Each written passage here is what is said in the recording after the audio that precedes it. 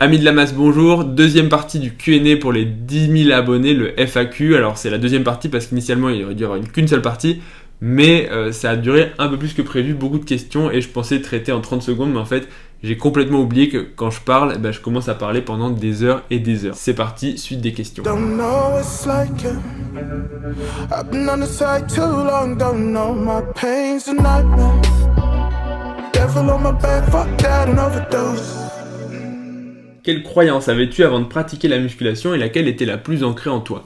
Je pense que la pire croyance que j'ai eue pendant un moment, c'était que la muscu, c'était pas pour moi. En fait, je me voyais tellement loin des objectifs enfin, même pas des objectifs inatteignables, mais comme j'avais démarré avec quasiment aucun muscle et pas tout maigre et tout, le simple fait de voir un physique un peu musclé, ça me paraissait quelque chose pas d'inatteignable. Quelque part, je voulais l'atteindre, mais inconsciemment, je pense que je me disais, ouais, mais ça, en gros, tu vois, t'avais la catégorie des mecs musclés et t'avais les mecs comme moi, quoi. Donc, en fait, les deux, ils étaient vraiment très très loin. Donc, je pense que ça a été pendant longtemps quelque chose où ça me semblait inatteignable.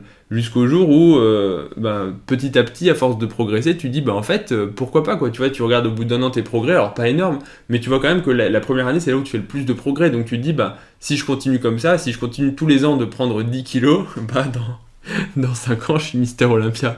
Donc voilà, et puis ensuite tu fais ta première sèche et tu te rends compte qu'en fait t'avais pris du gras et qu'en dessous il reste pas beaucoup de muscles, et là tu te prends une première claque dans la gueule et tu réalises que en fait ouais, le groupe des mecs très musclés et toi il est quand même vraiment loin. Mais non, sinon, mais c'est pas grave, tu recommences. Et du coup ouais, sinon je pense que c'est vraiment la pire croyance. Sinon il y a l'histoire des repas, j'en ai déjà parlé, les 6 repas par jour, je pense que ça a été le pire truc que j'ai pu faire dans ma vie. Alors non, pas le pire, mais ouais, c'était abusé, quoi. L'entraînement minimal pour un maintien, donc je suppose que c'est la question, c'est quel est le minimum de choses qu'il faut faire pour maintenir sa masse musculaire. Ça dépend clairement de quel est le niveau que tu as à maintenir. Si tu as un niveau 0, c'est-à-dire que tu fais pas de muscu, en fait, ne rien faire, ça permet déjà de maintenir ton niveau. Donc tu vois, si tu as un niveau un petit peu meilleur, tu peux arriver à le maintenir avec, je sais pas, une séance ou 2 par semaine si tu es un débutant et que tu as un peu de muscle mais pas trop. Par contre, si tu veux un physique de Mister Olympia, genre au moment où ils sont vraiment au top du top, ça nécessite un entraînement constant et en fait, c'est même plus une question de progresser, mais déjà ne pas perdre, c'est déjà quelque chose de très difficile. Donc plus vous êtes avancé et plus c'est difficile de maintenir ce niveau-là. Je parle bien à votre top niveau, je parle pas de 80% de votre forme, ce qui est déjà extrêmement acceptable.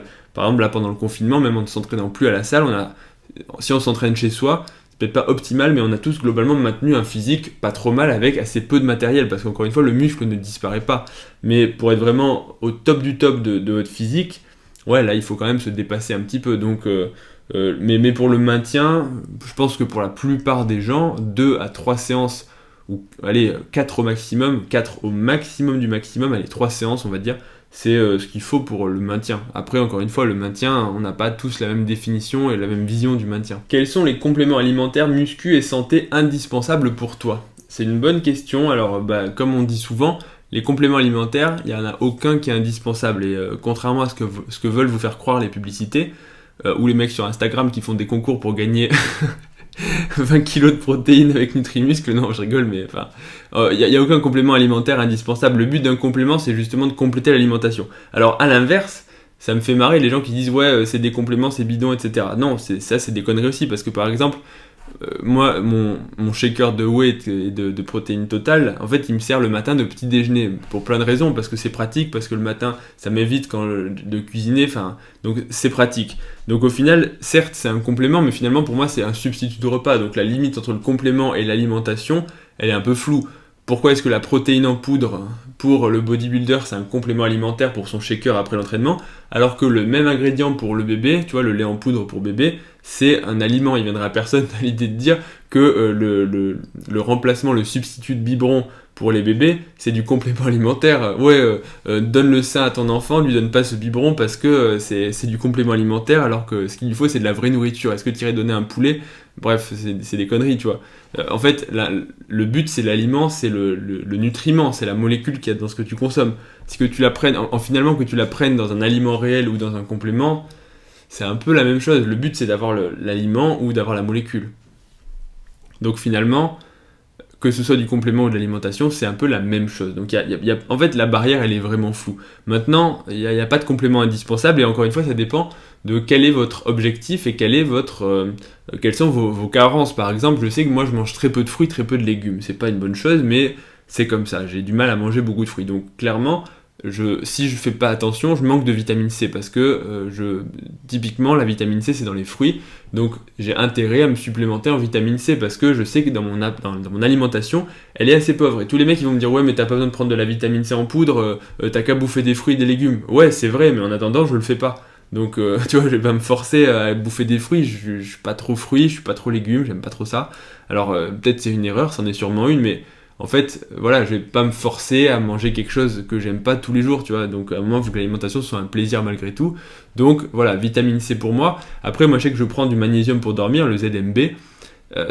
Perso, ça me permet de bien dormir et de récupérer. Sinon, j'ai un sommeil assez léger, encore que depuis que je bosse comme un fou, en fait le soir je m'effondre et je dors de toute façon quoi qu'il arrive.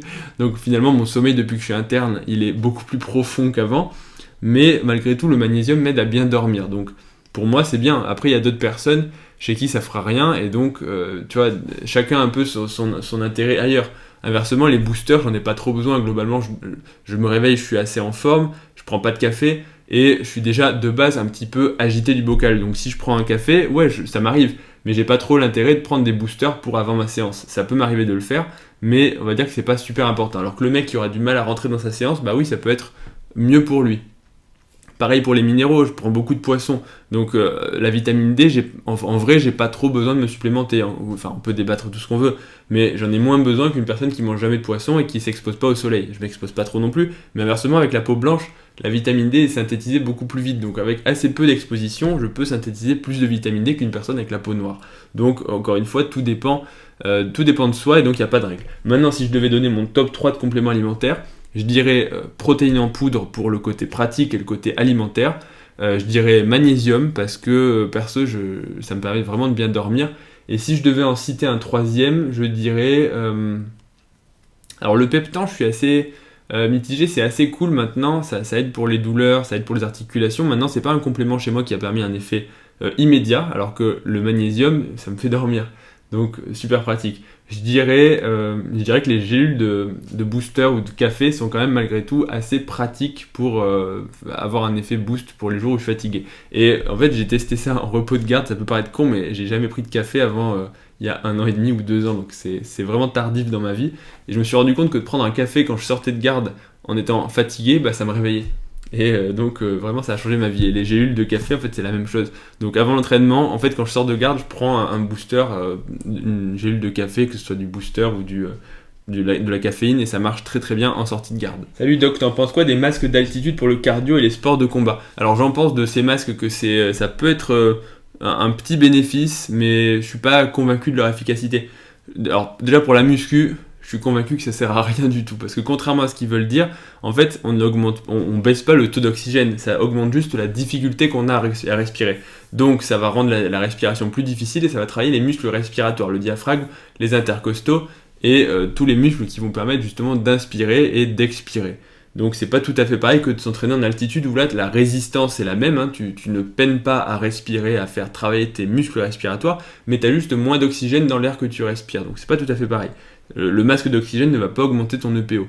Mais après, on va dire que si tu as envie d'un petit kiff et que ta respiration, ton cardio sont un peu plus difficiles, bah, le fait de t'entraîner avec ce handicap, ça peut t'aider éventuellement pour mieux appréhender tes combats et appréhender les moments où tu vas être essoufflé. Je pense que c'est plus mental que vraiment physique, mais en tout cas je pense que c'est à tester. Maintenant, perso, j'ai déjà assez chaud pendant mes séances d'entraînement pour pas avoir un masque sur la gueule, je pense que j'aurais beaucoup de mal. Après, l'efficacité, pour ceux qui le tolèrent et qui sentent un bénéfice, pourquoi pas. Maintenant, je pense que c'est pas un truc révolutionnaire. Impact d'un passé anorexique sur le développement musculaire d'un physique. Une question intéressante, je pense que ça mériterait d'être plus développé que ce que je vais faire là. Les anorexiques, il faut reconnaître que c'est un mental incroyable. Donc souvent, en fait, je pense que les anorexiques peuvent être de très bons bodybuilders. Pas sur le côté génétique, pas sur le côté performance, mais sur le côté obstination, détermination. Et je pense aussi que c'est à la fois une qualité pour la muscu, parfois ou souvent, je sais pas trop comment on peut le dire, une thérapie, ça aide à recentrer, à se mettre dans un corps qui est en meilleure santé.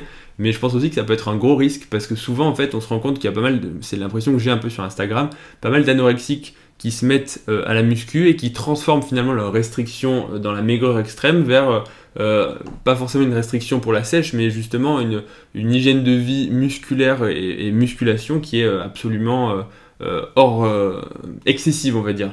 Donc je pense que en fait c'est transformer finalement une addiction en une autre. Alors peut-être plus saine, probablement plus saine même, mais je pense que il faut faire gaffe parce que ça peut être quand même pas mal dangereux, notamment s'il y a ensuite l'utilisation de produits dopants et tout, parce que si on a été capable de se restreindre et de manger 300 calories par jour pendant plusieurs années et de se faire vomir, on est clairement capable de prendre des produits pour avoir le physique, parce que le but c'est une conception mentale d'un physique qu'on aimerait atteindre et qu'on trouve qu'on est vraiment trop loin. En gros, c'est la dysmorphophobie. Donc, ouais, l'impact, je sais pas le mesurer, je sais pas, voilà, mais en tout cas, je pense que des personnes qui clairement peuvent être de très bonnes personnes pour faire de la muscu, parce que pour toutes ces raisons, qualité psychologique, mentale, etc. Après, je vous mets juste en garde, je pense qu'il faut faire gaffe, parce que c'est, à mon avis, un engrenage inversement pour la muscu, donc je pense qu'il faut rentrer dedans pour sortir de l'anorexie, mais il faut rapidement sauter du train, quoi, avant que ça commence à devenir objectif de compétition et tout, sinon je pense que ça peut être vraiment, en fait, l'opposé, mais tout aussi dangereux. Les compléments alimentaires pour la muscu, des risques pour la santé. Ça dépend pour moi à la fois du type de complément, parce que complément alimentaire, comme je l'ai dit juste avant, ça veut tout et rien dire. T'as des compléments alimentaires qui sont en fait des substituts de repas, t'as des compléments alimentaires qui vont être pour compenser ou des carences en minéraux, et après t'as des compléments alimentaires qui vont t'apporter quelque chose de plus du style booster ou autre. En fait, le complément alimentaire, finalement, c'est très vague comme terme. Donc, des risques pour la santé, oui et non, ça dépend. Si tu prends des protéines en poudre, qu'elles sont de bonne qualité, t'as aucun risque pour la santé. C'est comme dire, est-ce que manger un poulet, ça a des risques pour la santé, à part, comme dit Gandil, c'est tout fait avec la poudre, ou c'est tout fait avec l'os du poulet qui te reste en travers. Le risque, il n'y en a pas. Après, certains compléments alimentaires, à mon sens, il y a deux dangers. Le premier, c'est l'utilisation n'importe comment. Par exemple, le surdosage dans certaines vitamines, certains minéraux, par exemple si vous prenez du fer, c'est clairement prouvé que si vous n'avez pas de carence en fer, c'est mauvais parce que le fer c'est oxydant et ça réduit l'espérance de vie des gens. Donc c'est se complémenter en fer si on n'a pas besoin, c'est-à-dire qu'on n'est pas carencé en fer, qu'on n'est pas une femme en âge de procréer qui a des règles abondantes, c'est au mieux inutile et au pire dangereux. Après, c'est pareil pour la vitamine D, si vous prenez de la vitamine D en excès, c'est ultra dangereux, ça peut vous tuer. Si vous prenez alors la caféine, il n'y a pas de cas de surdosage mortel rapporté, je crois, mais il y a d'autres compléments, des boosters, des excitants, ça peut être dangereux. Donc oui, ça peut être dangereux. Le deuxième problème, c'est les compléments alimentaires de mauvaise qualité. Parfois, ils sont coupés avec des stéroïdes, c'est arrivé, parce que le fabricant, au pire, c'est de la contamination accidentelle, au mieux, c'est de la contamination volontaire par le fabricant, qui se dit, s'il met des stéroïdes dans son complément alimentaire, que les gens prennent du muscle, ils vont le recommander à leurs potes. Oh, qu'est-ce que t'as fait pour être aussi massif ? Ah bah mec, voilà, je prends juste mon complément alimentaire et du coup tout le monde va en vouloir. C'est un peu ce qui s'était passé avec à l'époque le Jack 3D où en fait c'était des amphètes, c'était un substitut de l'amphétamine, du géranium qui disait, et en fait c'était des amphètes, donc ouais les mecs ils avaient un boost inexplicable et tout le monde du coup voulait en consommer et en fait bah oui c'était ultra dangereux. Donc tu vois, complément alimentaire, ça veut tout et rien dire. Donc attention aux produits frelatés par des stérols, mais même juste avec des impuretés. Il y a eu des analyses qui ont montré qu'il y avait des métaux lourds, des choses comme ça. Donc les compléments peuvent être de très mauvaise qualité. Si vous prenez des oméga 3 qui sont avariés, entre guillemets, qui ont traîné, qui sont tout oxydés, non seulement ça n'aura pas d'effet parce qu'il y a des oméga 3, il n'aura quasiment plus de bonne qualité, mais en plus ça peut être toxique s'ils sont oxydés. Encore une fois, ça va oxyder entre guillemets votre corps. Donc pas du tout avoir les effets santé que vous désirez. Donc attention à la qualité de vos suppléments et d'où l'intérêt, je pense, de prendre des compléments alimentaires de bonne qualité. Je parle même pas forcément de la whey parce que si c'est un substitut de repas, pourquoi pas. Mais si c'est des compléments dont l'optique c'est vraiment la santé, c'est pas le repas ou le boost, bah auquel cas prendre des compléments de mauvaise qualité c'est vraiment contre-productif parce que à part jeter votre argent et ne pas avoir de résultat, bah ça fera rien de plus. J'ai un pec qui se déchire au niveau du sternum, comme grignoter, ça vient de quoi ? Bah ça vient tout simplement de tes insertions musculaires. Chez certaines personnes, les fibres sont insérées de façon un petit peu dentelée et tout simplement en fait c'est ta naissance et tu pourras rien y changer. Créatine, qu'en penses-tu ? En prends-tu ? Si oui, ou sinon pourquoi ? Alors qu'en penses-tu ? Bah je pense qu'il y a beaucoup d'études qui ont été faites que sur la plupart des gens ça marche en termes de performance, en termes de prise, pas de muscle mais de volume. sur le niveau cognitif aussi, sur l'espérance de vie. Enfin, en gros, c'est une molécule qui, contrairement à sa mauvaise presse, est très étudiée, et pour dire que globalement, c'est une molécule assez sûre. Moi, pour répondre très franchement, oui, j'en prends. En vrai, j'ai jamais ressenti d'effet. Il y en a qui me disent que quand ils prennent de la créatine, ils se sentent mieux, ils se sentent un peu plus gonflés, ils font des meilleures perfs et tout. J'avoue, moi j'ai testé, j'ai pas eu de meilleures perfs. Honnêtement, je peux pas te dire si j'arrête ou si j'en prends, ce que je ressens. Ce que je sais par contre, c'est que c'est un complément alimentaire qui vaut pas cher du tout, mais genre vraiment pas cher, et que s'il y a un petit bénéfice sur la santé, sur la cognition, sur le cerveau, etc., au final, pour quelques euros, genre 1 ou 2 euros par mois, parce que finalement le pot il me dure très longtemps, j'en prends dans cette optique-là, en me disant, tu vois, psychologiquement, si jamais il y avait un petit bénéfice au bout de 10 ans, pourquoi pas, je prends parce que ça coûte pas cher. En gros, c'est ça. Mais sinon, si tu m'enlevais la créatine, c'est pour ça que je l'ai pas mis dans mes tops, parce que je ressens aucun effet. Et en général, un supplément dont vous ressentez pas les effets, je vais dire que au mieux, si vous avez de l'argent, pourquoi pas, mais si ça coûte cher, faut mieux pas le prendre. Ton avis sur la gratuité du milieu hospitalier et sur les conséquences? Pas d'argent. Bah effectivement, ça c'est un débat de société. Faut-il soigner tout le monde? Je pense que si je réponds, ça va être un débat politique, philosophique, et que c'est un terrain miné. En soi, c'est cool parce que ce serait très difficile en tant que médecin de ne pas soigner les gens, mais c'est vrai qu'effectivement, l'argent n'est pas illimité, donc on va rapidement se heurter à un problème, et on est en train de s'y heurter déjà. Donc je sais pas quoi répondre sans rentrer dans un débat très long, donc je vais sauter la question. On veut beaucoup plus d'anecdotes, Doc. Bah écoutez, franchement, c'est vrai que j'aime bien raconter des anecdotes, donc faudrait que je le fasse plus souvent. J'aimerais bien vous les raconter. Peut-être que je ferai une série de vidéos qui sera les anecdotes, un truc comme ça, parce que j'en ai pas mal des anecdotes, en plus je parle beaucoup, donc... donc ouais, j'en ai. Et peut-être un jour. Prix Nobel de médecine ou Olympia? Putain, c'est une bonne question ça. Est-ce que je préférais être prix Nobel de médecine ou Mister Olympia? Franchement, la question est difficile. Bah, ouais, alors, Olympia, c'est pas trop mon style de physique, donc là je répondrais prix Nobel. Maintenant, si tu me disais men's physique ou genre un mec qui est bien balèze mais genre encore esthétique, franchement... Je sais pas trop, tu vois, je sais pas trop. J'aurais quand même envie de le dire le prix Nobel parce que c'est quand même vachement stylé. Et au moins, le prix Nobel, tu peux dire que t'es très utile à la société quand t'as fait des découvertes majeures, alors que c'est pas trop le cas du Mister Olympia ou du Men's Physique. Mais je pense qu'à titre personnel, j'aurais quand même plus envie de prendre le Men's Physique, tu vois. Donc ouais, peut-être le Men's Physique, je sais pas. Ah, c'est dur comme choix. Objectif de poids. Quand j'ai commencé la muscu, je m'étais dit, je fais 1m90, je veux atteindre 90 kg sec. Bon, 10 ans plus tard, j'y suis... Alors, ça dépend de sec comment. Globalement, je suis à peu près sec, mais je fais pas 90 kg, j'en fais plutôt 84-85. Donc, ce serait toujours 90 kg sec. Donc, on va dire que si je rajoutais, c'est un peu ce que j'ai dit tout à l'heure, 5 kg de muscles secs, mais secs, hein, pas de la flotte. Ouais, on va dire 90 kg. Comment faire baisser sa fréquence cardiaque au repos? Passer de 80-90 à 60 voire moins. En gros, il n'y a pas 36 solutions. Soit tu prends des médicaments, des bêta-bloquants, mais c'est pas conseillé et surtout c'est con si t'as pas de maladie. Soit tu fais beaucoup de cardio, de sport en endurance. Le sport en endurance permet de faire baisser ta fréquence cardiaque par plein de mécanismes. Et donc, en gros, c'est un peu la seule solution. La muscu, ça fait pas vraiment baisser la fréquence cardiaque. Un petit peu, mais vraiment minime. Donc, plutôt sport d'endurance. Si vraiment ton objectif c'est ça, sport d'endurance. Et il faut en faire beaucoup, hein. Faut pas faire 1 heure de jogging par semaine, c'est en gros minimum 4-5 heures d'endurance par semaine. Quelle note as-tu eu au bac? Bonne question, si je me rappelle bien, j'ai eu 15 de moyenne au bac en série S, j'avais pas d'option parce que je m'étais dit fuck les options, ça sert à rien. J'ai d'autres choses à foutre de ma vie, notamment jouer aux jeux vidéo. Et j'avais eu de très bonnes notes en maths et en physique. Je crois qu'en maths j'avais eu, je sais plus si c'était 18 ou 20. En physique j'avais eu peut-être 16. Enfin très bonne, ça dépend où on passe la barre, mais 16 je trouve c'est respectable. Et en SVT j'avais eu, paradoxalement j'avais eu 13. Pourtant j'avais beaucoup bossé pour... alors beaucoup. 2 semaines avant j'avais commencé à apprendre par cœur les cours. Et j'avais eu 13. Par contre en philo j'avais eu 10. En histoire géo, j'avais eu quelque chose comme, je sais pas, 12 ou 13, je pense. En dessin, j'avais eu 0. Enfin, pas 0, mais genre, pas de points. Et en français, j'étais trop deg parce que j'avais eu 9 à l'écrit. Et j'avais vraiment les boules parce que j'écris bien, je parle bien, j'étais pas trop con. Et j'ai jamais compris pourquoi j'ai eu 9. Franchement, ça m'était resté là, quoi. En première, en plus, c'est la première note que t'as. J'avais eu 9. Et vraiment, je m'étais posé la question, j'avais demandé ma copie et tout pour savoir si c'était pas trompé de copie. Parce que je comprenais pas comment j'avais pu avoir 9. C'est impossible, j'avais des bonnes notes toute l'année et tout. C'est tout, je vous dis, je parle bien, j'écris bien. Donc, parler, on s'en fout, mais je veux dire, j'ai un français correct. et j'ai toujours eu un français correct, merci à mes parents qui m'ont forcé à écrire et à parler correctement. J'ai demandé ma copie, je l'ai reçue, et il n'y avait rien marqué dessus, il y avait même pas la note. Donc en fait, la copie n'avait aucune annotation, donc c'était bien ma copie, mais je sais pas pourquoi j'ai eu 9. Et en sport, j'avais eu, les sports, j'avais eu 10. C'était vraiment la note pour pas te donner de points, quoi. C'était abusé, quoi.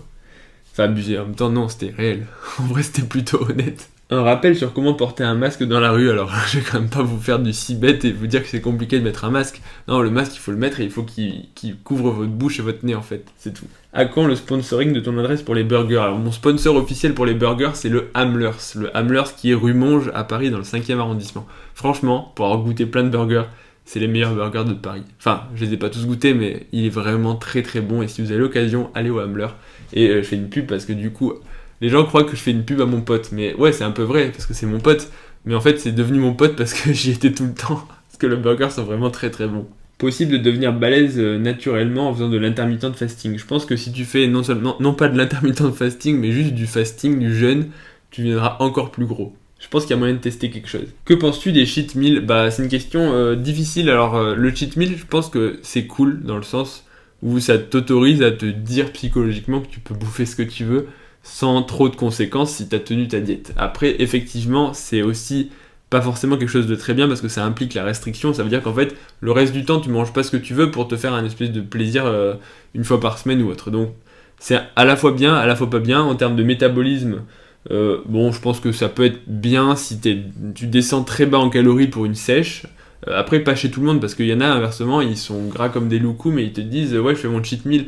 T'as envie de dire « Mec, tant que t'as encore 30 kilos à perdre, il n'y a pas de cheat meal, quoi. D'abord, tu perds ton poids, et ensuite, tu pourras implémenter des cheat meals une fois que tu as commencé. » Alors, c'est facile de dire ça, inversement, si c'est pour craquer derrière, il vaut mieux s'accorder un cheat meal pour tenir. Donc en fait, c'est une question très difficile qui est dure à répondre en vraiment 1 minute. Faudrait détailler plus. En tant que cardio, tu penses quoi des cheat meals? En tant que cardio, j'en pense pas grand chose de plus à part que le sel, souvent un cheat meal c'est ultra salé, va vous faire de la rétention de flotte. Donc souvent après le cheat meal vous allez être gras et flotteux et ça va passer en 24 heures. Mais sinon j'en pense rien de plus qu'en tant que pratiquant de muscu.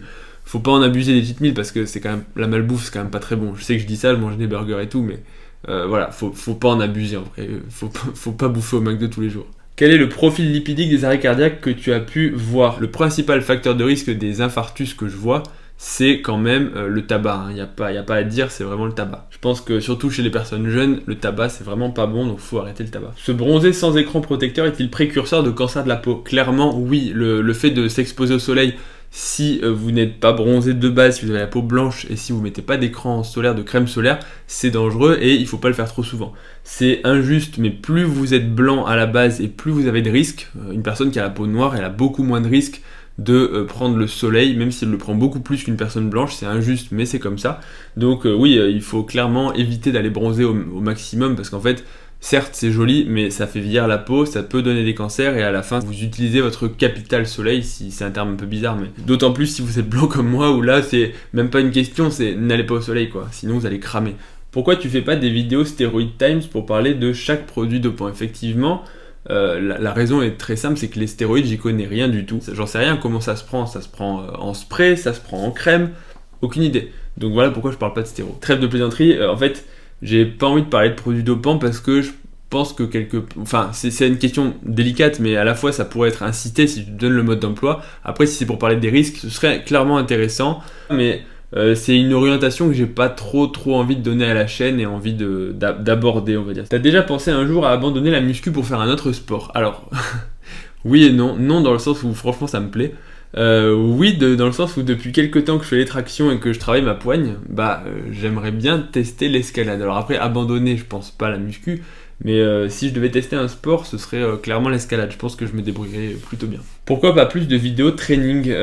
J'avais essayé de faire des vidéos training et en fait, je pense que je vais pas dire que c'est pas trop mon truc, si c'est sympa, mais c'est pas ce que je fais de mieux. Alors pourquoi pas, hein, franchement ça me plairait d'en refaire.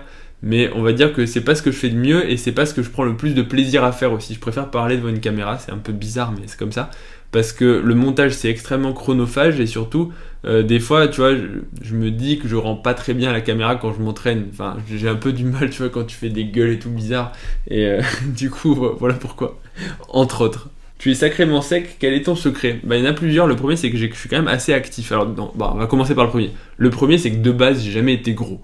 Donc, c'est vrai que j'ai toujours mangé un peu ce que je voulais et j'ai jamais pris trop de poids. Alors, attention, parce que quand je mangeais de la merde, quand je mangeais du Nutella tous les jours, quand j'avais 16 ans, j'étais certes maigre, j'avais pas de muscles, mais j'étais fat. J'avais quand même la bouée, tu vois. Certes, j'étais tout maigre, mais tu peux être gras sans être musclé. Certes, je prenais pas de poids en termes de poids, mais en termes de muscles, c'était pas trop ça. Actuellement, si je reste sec à peu près à l'année où je prends pas trop de gras, c'est déjà parce que j'ai une activité physique qui est importante. À peu près tous les jours, je fais du sport ou de la marche, ou dans mon métier, je bouge pas mal. En fait, c'est pas un métier sédentaire, puisque tu fais des interventions, tu marches dans l'hôpital, tu vas voir les patients, tu bouges. Enfin, globalement, j'ai une activité physique assez soutenue. Ensuite, je fais quand même attention à ce que je mange. C'est pas parce que je poste un burger double avec des frites ou des chocs à pic que je mange n'importe quoi. Je fais quand même gaffe à ce que je mange. Dans l'idée globale, je compte pas mes calories, mais je fais gaffe à pas manger n'importe quoi. Et ensuite, je régule, c'est-à-dire que si je mange plus un jour, le lendemain, spontanément, j'ai tendance à me réguler et à manger moins. Donc j'ai cette chance ou cet entraînement mental qui fait que j'arrive à assez bien réguler mes dépenses caloriques sur la journée et sur la semaine. Donc voilà pourquoi je prends pas trop de graisse. Enfin, je pense. Pourquoi as-tu commencé YouTube? Tu devais déjà être bien occupé avec la médecine. Alors, faut savoir que ça fait un moment que je fais YouTube. Ça fait quand même depuis 2015 où j'ai rejoint Share Fitness. Et en fait, ça me plaît de parler aux gens, entre guillemets, d'expliquer des choses, de faire des vidéos sur les sujets qui m'intéressent. De base, j'aime bien parler, en fait, je pense que vous l'aurez compris. Et donc voilà pourquoi j'ai commencé YouTube. Alors, la chaîne du doc, c'est un projet un petit peu plus récent, où j'ai voulu donner vraiment mon identité à la chaîne, et aborder des sujets un peu plus vastes que juste la muscu, mais voilà l'idée. Et effectivement, ça prend du temps maintenant, en fait, on va dire que c'est un peu un plaisir pour moi, et ce qui est très cool, je trouve, c'est de faire ça en tant que passe-temps. C'est-à-dire que j'ai pas de pression ni financière, ni... parce qu'en fait, c'est un passe-temps. C'est-à-dire que mon boulot, il me permet de gagner ma vie. Mon boulot, c'est pas YouTube. Donc en fait, je fais vraiment ce que je veux. Je fais les vidéos que je veux. Et j'ai aucune obligation vis-à-vis des abonnés. Enfin, je dis pas ça contre vous, mais je peux rester libre et indépendant de ce que je fais. Alors que des fois, on sent qu'il y a certains YouTubeurs qui font du contenu pour leurs abonnés. Et parce qu'ils se disent, mince, il faut que je mange à la fin du mois.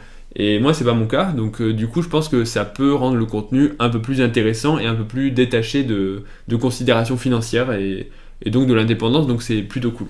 Est-ce que ma vie ressemble à celle de Grey's Anatomy? Alors, malheureusement, non. Ou heureusement, parce que des fois, il aura des trucs chelous. Mon avis sur les meilleures écoles ou universités pour devenir médecin. Alors, en France, il y a différentes facs, mais globalement, quelle que soit ta fac, tu seras médecin si tu as passé la première année. Y a-t-il d'autres domaines qui te passionnent? Alors, ça fait un peu triste de dire ça, mais en vrai, ça occupe quand même une grosse partie de ma vie, la muscu, le corps humain, les recherches autour de sujets au sens très large, mais du coup, c'est vrai que j'ai pas d'autres passions aussi fortes. Je serais incapable de dire une autre passion. Alors je me dis c'est un peu triste, mais finalement je suis très bien comme ça, donc en fait non, c'est pas triste. Ouais, la médecine c'est mon boulot, mais est-ce que c'est une passion? Oui et non, je sais pas. Qu'est-ce que m'a apporté la muscu? Plein de choses honnêtement, une hygiène de vie, un physique, une confiance en moi, et je dirais une routine. C'est peut-être ça le plus important, c'est que j'aime bien, moi j'ai besoin d'avoir une routine, quelque chose de régulier, de pas trop bouger, faut pas trop me changer mes habitudes, et clairement la muscu ça me permet d'avoir un truc qui est solidement ancré. Qu'est-ce que réellement la mort subite, et qui touche-t-elle le plus? En fait la mort subite ça veut dire c'est un arrêt cardiaque, tout simplement.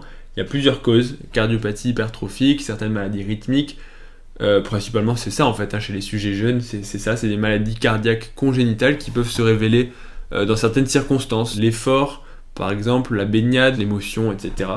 Donc voilà, l'explication malheureusement ne peut pas tenir dans cette vidéo, sinon ça va être beaucoup trop long. Danger de prendre de la caféine synthétique en booster sur le court, moyen, long terme. Donc, globalement, la caféine, c'est une molécule qui est assez safe, qui est assez étudiée.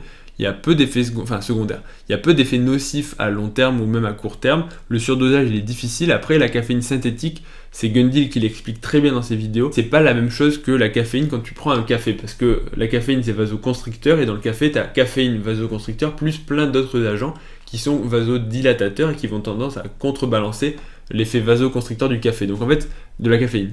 Donc en fait, le fait de prendre un café naturel ou un thé, c'est quand même probablement plus efficace et meilleur en termes de performance et de santé que de prendre des gélules de caféine. Maintenant, de là à dire qu'il y a du danger, sauf maladie particulière, je dirais qu'il n'y en a pas. Comptes-tu lancer une série de vidéos sur les différentes hormones? Ce serait super. Oui, les hormones, clairement. Pas les produits dopants, les hormones. parce que c'est clairement un sujet de la médecine, c'est super intéressant, il y a beaucoup de choses à dire, et c'est un domaine que je trouve passionnant, donc oui, clairement. Quelle grande salle à Paris à aller voir pour une séance? Je pense qu'il y a la salle du Grand Rex, qui est la salle, le mec qui a pas compris la question. Non, comme salle de muscu, je pense que la meilleure salle que j'ai visitée, ça reste quand même, en termes d'équipement, c'est Fitness Park d'Hydro. À l'époque, il y avait Fitness Park Théâtre, mais depuis qu'il y a eu les plaintes avec les voisinages, c'est vrai que c'était un peu compliqué. Je crois qu'il n'y a plus d'haltères au-dessus de 20 kg, donc dommage. En tout cas, celle de Diderot, elle est vraiment super bien équipée. Il y a 2 ou 3 presses à cuisse, des cages à squat, t'as plein de machines, t'as des barres, t'as un espace de crossfit. Tu peux vraiment bien t'entraîner. Les haltères montent jusqu'à 60 kg, elles sont toutes doublées jusqu'à 40 kg. Enfin, vraiment, c'est cool. La seule chose, c'est qu'il y a beaucoup de monde. Mais forcément, je pense qu'une salle pas chère et bien équipée est victime de son succès. Donc c'est pour ça que je m'entraîne pas là-bas, parce qu'il y a beaucoup trop de monde. En fait, c'est ça. Et je suis dans la salle en bas de chez moi, il y a moins de monde, un peu moins équipé, mais ambiance bien différente, tout le monde se connaît. Elle s'appelle Rythme, et pour le coup, il y a une très très bonne ambiance, donc mais on pardonne le fait qu'il y a un peu moins de matos. Enfin, le matos il y est, c'est juste pas du matos pour les bodybuilders, quoi. Est-il vrai qu'à partir de 30 ans, les hormones ne sont plus au taquet? Si oui, à quelle proportion? Effectivement, en gros, 30 ans, 35 ans, c'est le moment où t'es sur le pic, et ensuite tu commences lentement à décroître pour un homme. Et quelle proportion, je sais pas, mais en gros, pas des proportions massives, hein, t'en perds un petit peu chaque année, donc oui, si tu compares entre 30 ans et 60 ans, bah c'est plus pareil. Mais c'est pas tellement les hormones le problème, c'est aussi la récupération des tissus, c'est plein d'autres choses qui dépendent pas seulement de ton taux de testo. Un peu, mais pas que.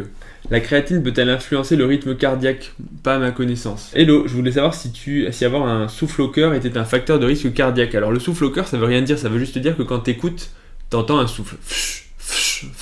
Le souffle, il traduit juste l'accélération du flux sanguin au travers d'un orifice. Si t'as un orifice qui se rétrécit, t'as un souffle qui se crée parce qu'en fait, le sang va s'accélérer et donc ça va frotter sur les parois et donc ça va faire un souffle. En fait, le souffle, ça veut rien dire. Le souffle, ça veut dire qu'il y a quelque chose qui fait cette accélération, et ça, il y a plein de choses qui peuvent le faire. Il y a des souffles qui sont bénins. Bénins, c'est-à-dire qu'il y a un petit trou quelque part, mais qu'il n'est pas pathologique, donc auquel cas, c'est absolument pas grave. Par contre, tu as des maladies graves qui donnent des souffles. Donc en fait, un souffle au cœur, c'est pas un facteur de risque cardiaque. En fait, c'est rien du tout. C'est juste une auscultation. C'est comme tu disais, j'entends le bruit de tes poumons. En fait, il faut savoir, c'est ce qu'il y a en dessous. Donc le fait d'avoir un souffle au cœur, ça doit être exploré par un cardiologue pour savoir pourquoi il y a ce souffle. Si c'est une maladie grave ou une maladie qui nécessite des précautions particulières, bah auquel cas il faut le savoir pour pouvoir avoir un suivi. Si par contre c'est un souffle qu'on caractérise de bénin ou lié à une maladie mais qui évolue très longtemps, et bah auquel cas non, c'est pas grave et non, ça ne contre-indique pas le sport. Il faut juste savoir ce que c'est super important. Si t'as un souffle que t'as jamais fait explorer, bah là c'est dommage parce que peut-être t'as une maladie que tu ignores. C'est quoi ces examens encore? Effectivement, je n'ai pas parlé là, je faisais un mémoire parce que je passe le diplôme universitaire de cardiologie interventionnelle. Il y a toujours des études en plus en médecine. Donc voilà, le mémoire, c'est un mémoire de fin d'études de cardiologie interventionnelle et notamment la coronarographie. C'est ce qui permet, la technique qui permet d'aller déboucher les infarctus sans avoir à ouvrir la poitrine. Donc en fait, on passe du matériel à travers les artères périphériques, on revient jusqu'au cœur et on regarde les artères du cœur avec de l'iode. Enfin, en gros, on fait des radiographies du cœur et on peut éventuellement, si les artères sont malades, aller les déboucher avec des stents. Donc voilà, le mémoire, c'était un sujet en rapport avec la cardiologie interventionnelle. Hello PM, que t'apporte ta coach en termes de prépa? Alors ma coach, elle m'apporte beaucoup de choses et plus que simplement de la muscu, donc elle se reconnaîtra. Avec ton recul sur la vision santé en tant que médecin, à quel niveau places-tu la limite qu'il ne faut pas dépasser? Le dopage semble évident, mais également niveau nutrition. Bah c'est une question difficile parce que c'est très personnel en fait, donc il n'y a pas de vraie réponse. La limite à pas dépasser, c'est celle où tu abîmes ton organisme, mais c'est vrai que l'entraînement en musculation, quelque part, tu abîmes un petit peu ton organisme pour te reconstruire plus fort. C'est difficile de répondre parce qu'encore une fois, il y a le sport santé, il y a le sport performance et il y a le sport, on va dire, objectif à atteindre. Si tu prends un sport extrême, par exemple les mecs qui font de l'escalade sans protection, le mec qui fait je sais plus comment on appelle ça là dans les airs, les combinaisons pour voler, l'alpinisme, c'est des sports qui sont ultra dangereux. Tu peux y aller et la première fois te faire tuer. Alors que la muscu, finalement, t'as quand même peu de chances de mourir sous une barre, en tout cas. Voilà, ça serait compliqué. Tout dépend où tu places la limite et de ce que tu veux accomplir, en fait, j'ai envie de te dire. Donc si pour ton bien-être, t'as besoin de te dépasser et de faire des choses, entre guillemets, un petit peu dangereuses, bah, ce serait bizarre, difficile de t'interdire de faire ça. Si par contre, tu fais de la muscu, bah, autant t'entraîner correctement sans aller forcément à l'excès. Maintenant, si tu veux devenir Mister Olympia et que c'est ton objectif, bah, t'auras des sacrifices à faire. En tant que médecin, en fait, c'est très difficile de me placer vis-à-vis du médecin dans cette question, donc je vais pas y arriver, donc je vais pas le faire. Autre question, est-ce que tu as l'intention d'écrire un livre à la Gundil et Delavier, tes connaissances en physiologie, blablabla. Écoute, bah oui, honnêtement, j'aimerais bien écrire un bouquin. Pas forcément, enfin pas un bouquin de muscu pour concurrencer la méthode Delavier, parce que actuellement j'en ai pas l'idée et je trouve qu'il y a la méthode Delavier qui fait déjà très bien le boulot. Après, un bouquin plus axé sur la santé, le sport, etc. Ouais, j'aimerais bien. Mais pour l'instant, c'est, on va dire, qu'une idée un peu vague et il faudrait préciser ça. Mais oui, clairement, j'ai toujours aimé écrire, j'aime bien écrire. J'ai déjà écrit un bouquin sur le MMA et du coup, oui, c'est clairement un projet que j'aimerais bien faire. Mais encore une fois, il faut du temps et il en faut beaucoup et là, j'en ai plus. Donc, penses-tu que le push-pull-leg est plus efficace que le split pour des pratiquants de musculation naturelle? Pas forcément. Moi, perso, j'ai essayé le push-pull-leg et je vais être franc, ça m'ennuie un petit peu. J'aime pas trop. Enfin, c'est pas que j'aime pas, si c'est cool pour une courte période. Mais c'est pas le type d'entraînement que je préfère, donc forcément si je l'aime pas trop, je vais avoir tendance à moins m'entraîner, enfin moins dur psychologiquement et moins dans mes séances que sur un entraînement que j'aime bien faire. Donc en fait, je pense que malgré tout, l'entraînement le plus efficace c'est celui que tu fais. Et donc moi je préfère le split que le push-pull-leg, donc c'est très personnel comme question, donc j'ai du mal à répondre aussi. Quel est ton max niveau charge au niveau des plus gros exos? Le squat, le développé couché, les dips? Alors, j'avais déjà répondu, le développé couché 90 kg, c'est le plus que j'ai jamais soulevé, ne rigolez pas, merci. Le squat, le mieux que j'ai eu fait, c'était en dessous de la parallèle, c'était 5 répétitions à 100 kg, il y a un petit moment de ça maintenant. Le soulevé de terre, donc 155 kg x 5 en overhand, sans straps. Les dips, j'ai fait 5 reps avec 40 kg de lest, ce qui est pas énorme, et les tractions, du coup, j'ai fait, je sais plus, en une fois, je sais plus si c'est 65 ou 70 kg, je crois que 65, et en 5 reps, j'ai fait 50 kg. Mon cheat meal préféré, très franchement, j'hésite entre les burgers et les sushis. Je vais peut-être dire les burgers parce que les sushis, à chaque fois je vais aux sushis illimités parce que j'adore me péter le bide. Et à chaque fois que je ressors des sushis illimités, au début c'est trop un kiff, et quand t'arrives à la fin, j'arrive pas à m'arrêter parce que j'ai envie de bouffer encore. Et je ressors, j'ai le bide qui est comme ça, je vais exploser, et en fait je passe une mauvaise nuit parce que je suis plein. Donc plutôt les burgers où j'arrive à me raisonner parce que tu peux pas commander 8 burgers sinon ça te coûte trop cher, donc j'en commande 2 et je m'arrête là. Au passage, j'aime beaucoup ta chaîne et comment elle est en train d'évoluer, donc merci, merci à tous ceux qui me soutiennent et je suis ravi que ça vous plaise parce qu'encore une fois, cette chaîne elle me fait plaisir à moi, mais je suis content de voir qu'elle vous fait plaisir à vous et qu'elle vous apporte des choses, donc super. Content. Les séries de sang efficaces ou non pour la perte de gras localisée et l'activation d'un muscle? Clairement oui, c'est un truc que je voudrais détailler, mais oui, moi je trouve ça vraiment très sympa comme type d'entraînement. Pas à faire tous les jours, mais ça peut apporter des bonnes choses. Bonjour, merci pour toutes tes vidéos. Quelle technique de mémorisation as-tu utilisée pendant tes études? La mémorisation, personnellement, ça dépend de comment vous mémorisez. Certaines vont avoir une mémoire auditive, d'autres une mémoire visuelle et d'autres une mémoire manuscrite. Personnellement, la mémoire auditive chez moi, elle est nulle. C'est-à-dire que tout ce que j'écoute, je le retiens pas. Mais genre, ça traverse quoi. C'est très difficile. Mais quand on me parle, j'écoute pas. Et je sais pas pourquoi, mais c'est comme ça. Ce que je lis, je le retiens déjà beaucoup mieux. Et ce que j'écris, je le retiens parfaitement. Donc en fait, chez moi, c'est vraiment le fait d'écrire et de réciter mes cours par écrit. Tu vois, je lis une page et je la récite par écrit. J'ai fait ça d'ailleurs, j'avais montré ma pile de feuilles pour l'internat de plus de 2000 feuilles où j'ai récité mes cours par écrit une fois, 2 fois, 3 fois, 10 fois jusqu'à les connaître par cœur.